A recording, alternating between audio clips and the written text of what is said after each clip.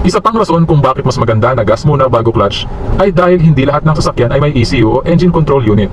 Ito yung system ng mga makabagong sasakyan na nagbibigay ng tulong sa driver upang di mamatayan basta-basta ng makina.